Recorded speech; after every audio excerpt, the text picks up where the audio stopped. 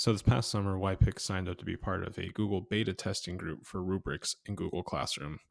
We signed up for this because we think adding rubrics to Classroom will be a huge help for our standards-based grading implementation, as well as an easier way to communicate with students your feedback. So in this series of videos, we're going to go over how to add rubrics to new assignments, how to add rubrics to old assignments, and how to actually assign a grade with a rubric. So first, let's take a look at adding a rubric to a brand new assignment. So from my classwork page, I'm going to click create and I'm going to click assignment. You'll see down here immediately there's this new plus sign that's grayed out that says create rubric. To make that something that you can click on, you need to give your assignment a title. It'll hit save. There you go. Before you create the rubric, small little thing you want to do too is take this points and switch it to ungraded. If not, that's going to send kind of a conflicting message to the kid. It's worth 100 points, but you're graded off a rubric. So just changing it to ungraded takes away that 100-point model that they've seen before. Now we're going to go ahead and click on create rubric, and it's going to bring up the rubric creation screen. Keep in mind, again, this is a beta, so there's going to be some flaws. It might not work perfectly 100% of the time. Things might take a little bit longer. But it's pretty easy to use. So this first section here, this is where you will start filling out your information.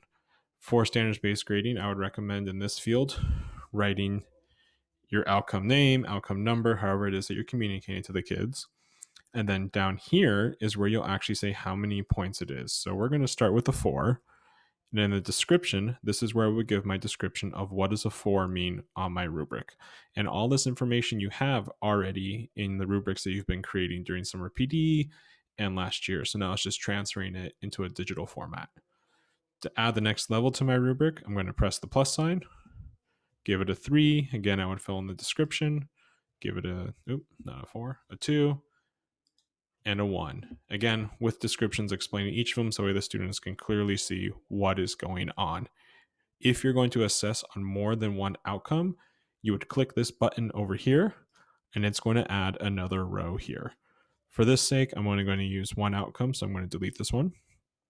And when I'm ready to go, I'm going to go ahead and hit save. And now down here, instead of create rubric, you will see this icon, rubric, and it'll explain what it is. Now I'm going to go ahead, I'm going to give this a topic 2. I'm going to put it under outcome number 1. I'm going to go ahead and hit assign. And now, hit refresh real fast. Under outcome number 1, I have my assignment name here. And you'll see a rubric is tied to it. So in the next video, we'll look at how to take these assignments that we've already created. Maybe you've copied your classroom over and you want to add rubrics to them. That's the next video.